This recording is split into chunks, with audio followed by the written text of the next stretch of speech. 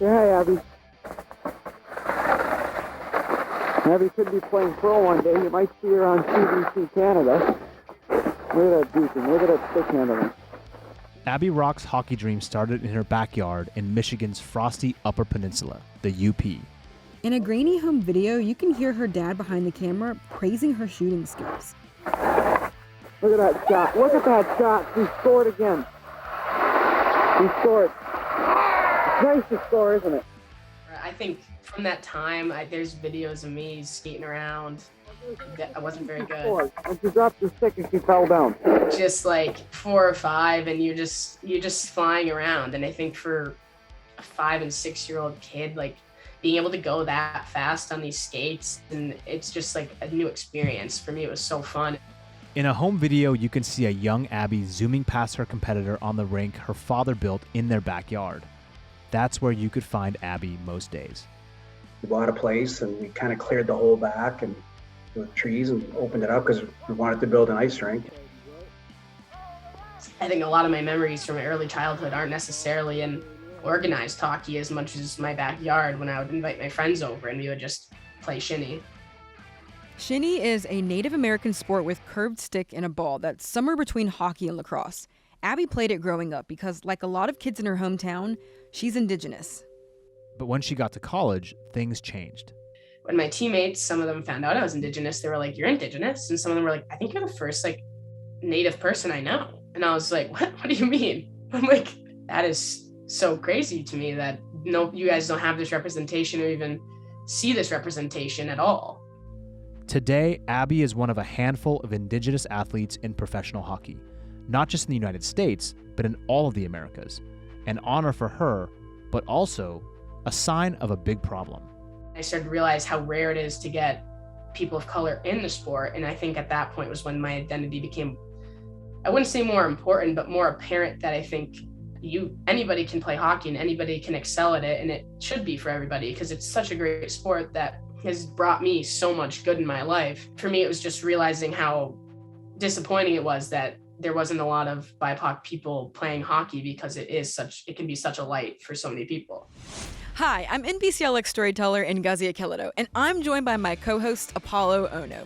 He's Team USA's most decorated Winter Olympian, a best-selling author, and even a Dancing with the Stars champion. Thank you, Ngozi. This is my new favorite Olympian, where we introduce you to some of the most inspiring members of Team USA, not just because of how they're dominating the competition, but because of what they're doing when the cameras are off.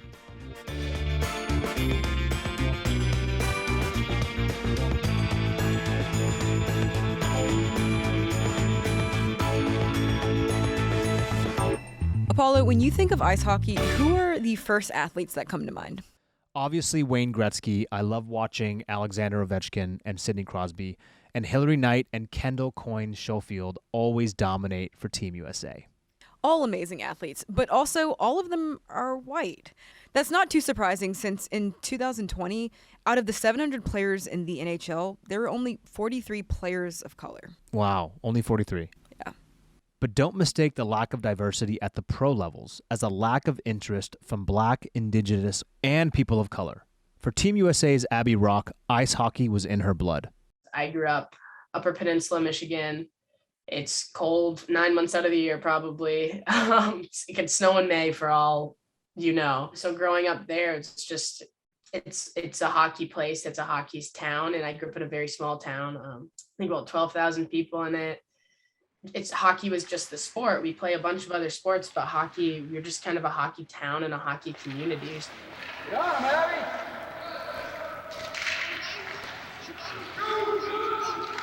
It really seems like Abby was born to play hockey. Funny enough, Abby could have had a very different career on the ice. Here's Abby's dad, Jim Roque. We used to take the girls to the rink. Her and her older sister, Emma, I took them out. That was her first time skating. I think she was like 2 years old and Emma was 4.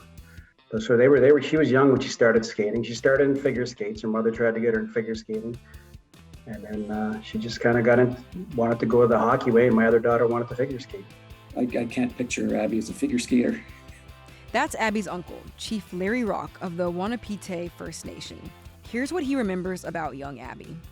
Just when she was younger, growing up and how tough she was and how she just fit in with the boys like it was natural. Like she was a very strong girl. I've been called a rink rat by so many coaches before because they're like, she never leaves the rink. If she leaves this rink, she would go to her dad's rink and maybe jump on and push pucks at practice. Apollo, were you ever called a rink rat? Not like to my face, but I'm pretty sure that people would refer to us as just like the kids who were rink rats. It's clear Abby loved the sport from a young age, and even when there wasn't a girls' team, she wasn't about to let that get in her way. I played boys hockey all the way up, basically. We only had boys hockey teams where I'm from, so if I wanted to play girls hockey, I would have had to move away, or I could have played across the river in Canada. And I think for me, it was deciding I always wanted to play with the boys. Like growing up, those were all my friends, the guys on the team. She decided to stay home in Michigan. I tried out, and I was the only freshman, who made it. So it was a very, I'd say, intimidating experience at first. And then I just came to realize how great like the group I got to play with was, because when I made it, it wasn't like there's a girl on the team. It was like, this is so cool. Like you're a girl on the varsity team as a freshman. Like this is like so awesome. Being the only girl on an all-boys team could have been a deal breaker, but Abby thrived in that environment, and she gives a lot of credit to her coach. My high school coach, Coach Ferroni, was truly instrumental in my hockey career, just even taking me on that team to start and then developing me. And he made sure I had everything. He basically got a locker room built for me that was like right next to the guys, and he was like, and I don't want you to feel excluded. John Ferroni built that locker room right next door so Abby could miss as little of the team experience as possible. Here's Coach Ferroni. The only thing we had to do was make sure that she had a locker room to dress in before practice and, before the games. But she had a stall in our locker room, so she would just come up into our locker room at a certain time every day, for practice and games and to hang out. I didn't have to do too much other than just, keep it simple as far as, hey, you're coaching another hockey player. And, and Abby took it from there. Coach Ferroni wanted to create an environment where Abby's gender was a non-factor. I basically thought, wanted just to treat her just like a boy, not have to do anything special for her one way or the other, to show her that, you belong here as a hockey player. Whether you're male or female, you belong here as a player, because if you didn't, you would not be here. And that job was a little more easier than you think, because Abby was connected to the boys that she played with. They all seen the ability and hard work and determination in Abby, and they accepted her like right off the bat. I think that was kind of just how I developed now too, was he took me in and decided like, I think she's going to be good enough. And I had a lot of coaches before that who would cut me and said, I'm not going to be physical enough, or I can't keep up. And he was one of the first ones who didn't doubt me at first. He was just like, no, she's got it. That's the sort of thing you hear over and over with Olympians. And that was my own experience with speed skating, which that it's never easy. There's always a million reasons why you could call it quits or say, well, it's just not meant to be. And it really takes that drive to compete no matter what, to get you to that caliber of competition. Well, I think it's safe to say that Abby knew what she wanted, and she was going to do whatever she could to make that happen. Here's her dad, Jim. I carry a letter in my bag that she wrote in the 7th grade that she was going to drive a Mustang, go to Wisconsin, which she did, and play in the Olympics. I mean, she kind of had it all mapped out, and she hasn't got the Mustang or been to the Olympics yet, but she's on her way. And so she's been fortunate. She's been around a lot of really good people that have helped her get her to this point. A lot of kids dream of becoming a professional athlete or playing in the Olympics, but Abby could see all of those goals she set for herself actually happening, including driving a Mustang. Yeah, even at 7, she had this vision of what she was going to accomplish. And just like she was the only girl on her team in high school, she's now one of the few Indigenous players to make it to the top of her sport. So I am First Nation, so I'm Ojibwe from the Wanapate First Nation. That's like our band. The Ojibwe First Nation has lived in the Great Lakes region of the U.S. and Canada for generations. But ever since European settlers arrived in the region, Indigenous Americans have faced oppression, displacement, genocide, and cultural erasure. we're not just talking about the atrocities committed by those first Europeans in the 1600s. First Nations communities continue to fight for their sovereignty, safety, recognition, and equality today. Especially for me, I think how well and how proud we are as people. And for a while, it was hard the last, I don't even want to know, 400 years since obviously colonization, all of that stuff. So for a while, it was hard to be openly proud of our culture and of our roots because of what was happening to Indigenous people in the US and Canada. And I think that is what makes so many Native people and so proud now and so resilient. And I think that's just a huge part of the culture. I still remember my mother warning me when I was in school not to tell people that I was Native. She was nervous about it. She didn't want me to get picked on, or I didn't really understand it. I was oblivious to it. But she was adamant not to say nothing about it, just fit in kind of thing. Like a lot of Indigenous youth who try to assimilate outside of their Native communities, Abby's dad lost touch with that part of his identity. I kind of got away from my Native heritage because I didn't know many Native kids. But again, no one really knew I was one. I just kind of never came up, and I was told not to say nothing about it, so I never did. Whereas Abby, living in the Sioux, Sioux, Michigan, there's a lot of Native people here, so she really didn't even know the difference. Most of her, like 40% of this town's probably Native. So to her, it's just natural to be around Native Americans. I would probably say 1 in 4, 1 in 5 people on my team were Indigenous growing up through high school. So when you look at the grand scheme of things, or Indigenous people playing hockey, say in the US, the numbers are obviously a lot less than that. So growing up in Michigan and growing up playing hockey in that environment was obviously, it was a really special thing, and it was super fun and so great to see, especially looking back now and realizing how special that was. Abby says she had a deep sense of community growing up, both from her Native and hockey communities. But she'll be the first to tell you that her experience is more the exception than the norm.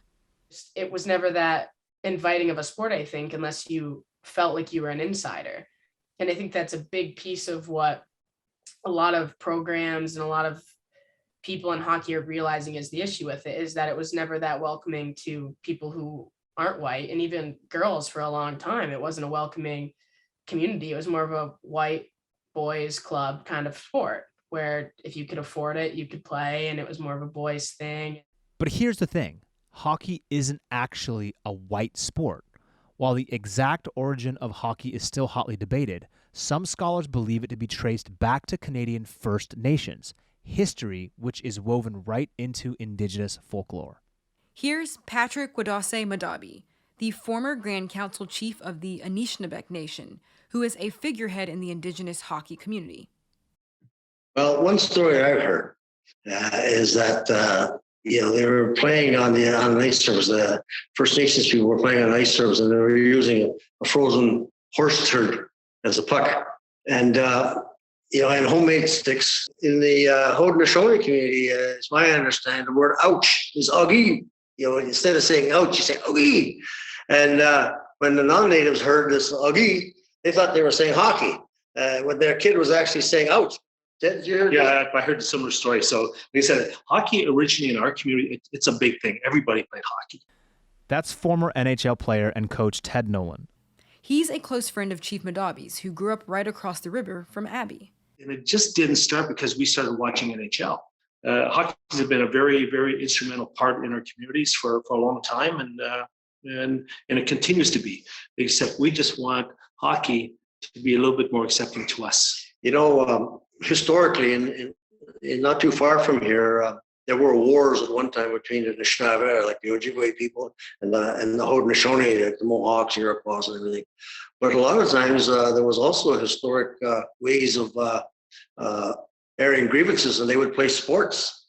They'd have big lacrosse games or big games, and whoever was the winner of that game would be, in order to prevent bloodshed, that would be the way to settle a grievance. But despite the sport's deep roots in Indigenous history, more than 95% of players in the National Hockey League today are white, and Indigenous players of all ages still face harmful stereotypes and racism. Here's Washington Capitals right winger TJ Oshie, who has seen firsthand how racism affects the few BIPOC players in the NHL. He's also one of a handful of Indigenous athletes to represent the United States at the Olympics. When you're there, you're not really thinking too much about anything besides trying to get your job done on the ice. I didn't take too many moments to really take it all in. I was super focused on trying to get a medal. But you hear stories after and, see clips on social media or YouTube, and it really makes you appreciate what the support that you have and the people that are watching. And while Abby has had a lot of support from her community, she's also had her own run-ins with bigotry. I mean, I've heard somebody on the ice, not to me, to somebody I was playing with, say like, throw your tomahawk or something. I was like, what? I was like, get out of here with that. It's definitely hurtful and hard to see just because so many people are so misinformed about the facts. There are a lot of cultural barriers to getting Indigenous youth into hockey, but there are some practical obstacles too. Namely, it's really expensive. It is a very exclusive sport, and it always has been. The fact that it is an expensive sport, it is hard to get into if you don't already know the rules. It's not an easy thing to be like, I want to put my kid in hockey. Like any other sports, like basketball, you get a basketball, you get a pair of shoes. Hockey, you probably have 11 different things of equipment. The game is just, it is complicated, and it was never that inviting of a sport, I think, unless you felt like you were an insider. According to an American community survey, 1 in 3 Native American families lives in poverty today. So when the average Indigenous family is making less than $23,000 a year, under the federal poverty level, it's not a tough choice between buying hockey gear or putting food on the table. But it's almost a self-fulfilling prophecy, because as expensive as it is to play hockey competitively, that naturally means there are fewer Indigenous kids in the sport, which means there are fewer kids growing up to play hockey at a collegiate or professional level, which means there's less Indigenous representation at those higher levels. And the reality is, like, if you don't see someone that looks like you, represents you, you have some sense of familiarity with, you're not interested in that sport anymore, and you just move on to the next thing. And even when Indigenous kids do get into organized hockey, they might still face misunderstanding and prejudice, which is why representation is so important. Ted Nolan says his time playing hockey was even harder because non-Native people simply didn't understand him. We need someone who knows who we are. A lot of our kids are, and I was one of them. I wouldn't say 2 words because I was so shy, and we're taught to respect our elders so much and to be and speak when we're spoken to and not to interrupt. And so we go to camps and we're a little bit quiet. They think we don't care. It has nothing to do with caring. It has something to do with respect. For Ted, watching Indigenous athletes like Olympic runner Billy Mills and football player Tom Longo made him believe he could do it too. It might be Bill Mills. What a tremendous surprise here. Bill Mills of the United States wins the 10,000 meters. Bill Mills of the United States, a tremendous upset, wins the 10,000 meter here. I mean, all those guys were such big role models for us to inspire to be. And then all of a sudden you see other people that went into other walks of life, whether it's being a doctor or a lawyer, then all of a sudden, oh, I could be that too. So that's where we get back to being role models and having someone on TV that looks like you and say, man, I could do that too. Abby's high school coach, John Ferroni, says she's already that person for young girls in her hometown. I'm hoping that more and more and more girls keep playing. When Abby did play for me, I had a group into to my locker room of young people, and there was 2 girls on that team, and they both wanted to sit where Abby Rock was sitting in her locker room. So I kind of had to squeeze them into the stall together. But there's an influence right there, on young girls, and wanting to strive to play where they want to play. And who inspired Abby?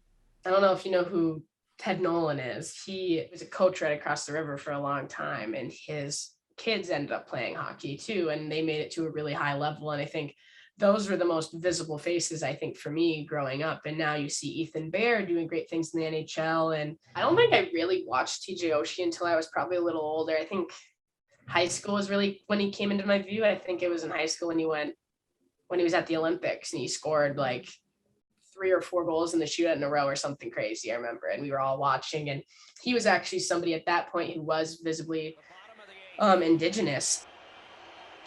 Oshie and Bobrovsky duel again. Score! Team USA wins! Here's TJ Oshie. I feel a lot of pride that she was able to see that, and that in one way or another motivated her to make that her goal. It means a lot to me that what I love to do and what I do for fun and what I've chosen to make my dream and my career can make a positive impact on young Indigenous kids around the U.S.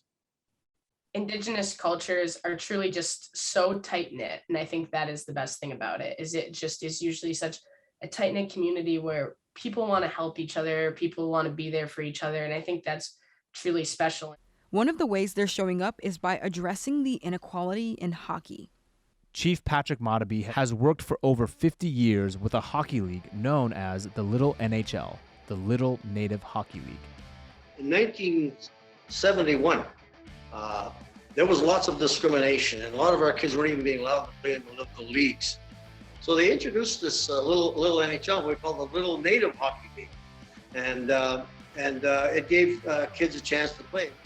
They started with just 17 teams, but the number of kids who want to play continues to grow. Today, there are about 239 teams. We've had a number of players that have gone on, both male and female, have gone on to play in the, nationally, internationally. It's been a big thing for our kids every year. It's the biggest event of the year in First Nations country. They use it as a holiday. The Little NHL has made an enormous impact on minimizing some of the issues Indigenous families face, including inclusivity. But they're not alone in trying to tackle some of the obstacles preventing Indigenous kids from playing hockey. That's right. Local leaders like Abby's uncle, Chief Larry Roque, are working to remove some of the physical barriers to the sport by literally bringing the ice to them. And that's one of my dreams, is to put a rink here, at least for the kids to get out there and skate. And it's like that old movie there, build it and they will come. So I'm sure if we build a rink or even update our ball field, they'll come and play and get the kids into hockey and sports. That impact also goes beyond getting kids into sports. Representation also helps shine a light on some of the issues that many Indigenous communities still face, like racism and violence and economic abuse, sovereignty, rights to their own land, access issues to food, clean water, and medical care, political representation, and the list goes on and on. Which is why having Indigenous athletes compete at the Olympics is such a big deal. Their voices and their stories deserve to be amplified on an international platform. But while representing Team USA has always been Abby's dream, some athletes wish they were able to represent what they see as their primary nation, their First Nation. I watched the Olympic Games this summer, and I watched Team Refugee come in, and they didn't have a country to represent it, but they just represented themselves. And I'm going, we have a nation. So instead of having one Abby at the Olympic Games, or having one of our athletes in one of the chosen sports, why not have Team Indigenous representing ourselves at the Olympic Games? That would be the coolest thing ever. I agree, and it would be cool. I think we would give them a real run for their money. No matter what team you're representing, though, whether it's Team USA or maybe a First Nations team, down the line when you reach a level to your sport like you see at the Olympics, it's a part of that social karma. You have to pay it forward. So just like Abby Roque was inspired by her Indigenous athletes before her, she is now using her platform to support young female and Indigenous players. I get a lot of messages just from younger girls who are playing in a lot of like male-dominated hockey communities, honestly, who just want to talk to somebody who did that. I've had that happen on multiple occasions, and it's just something that I love to do, because it's not a hard thing to do. You pick up the phone and you get to talk to somebody who loves hockey and wants to play. And for me, I think that's a big thing, is just making sure that everybody knows that there's a place in the sport for them and that they shouldn't be intimidated or not confident. Be like, I'm just like, no, you belong on the ice. And I'm like, even if they don't think you're good enough to play with them, show them. It's just plain and simple. The Olympics could be an opportunity for Abby to show them, plain and simple, as a female athlete, but even more so as an Indigenous athlete.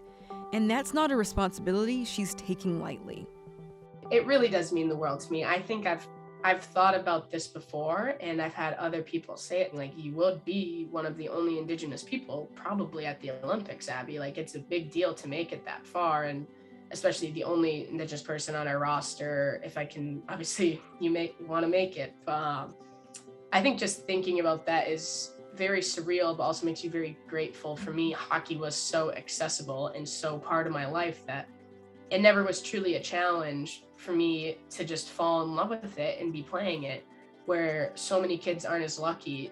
Abby's dad has encouraged her to use her platform to make the sport better, more accessible, and more inclusive. One way she's doing that is by teaming up with the hockey equipment company Bauer to highlight stories of underrepresented players and to invest in increasing access to the sport for First Nation players.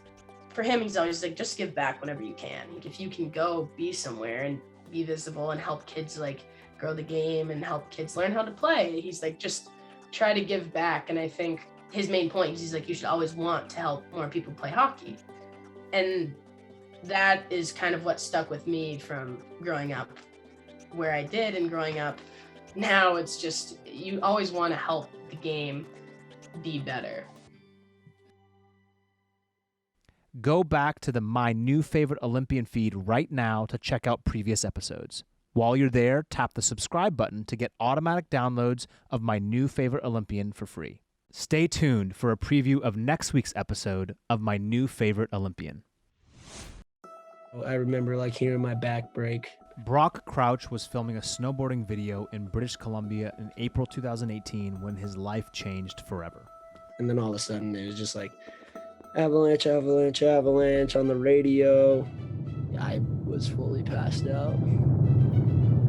They were like about to, I think, start CPR, and I woke up to them like clapping above my face because that's what you're supposed to do to try and bring someone back. Avalanches are on the rise, and scientists blame the weather variability caused by climate change. We are coming off of a winter where 37 people died in avalanches in the United States, the most in recorded history. Seeing the effects and consequences of climate change firsthand, winter athletes like Brock are determined to do something about it. It sucks when people don't believe in it or don't see it changing, because a lot of people aren't fortunate enough to be able to travel the world and get to like go and experience all these cool places. So when you're seeing it like in front of your eye, it's something that's pretty scary for sure.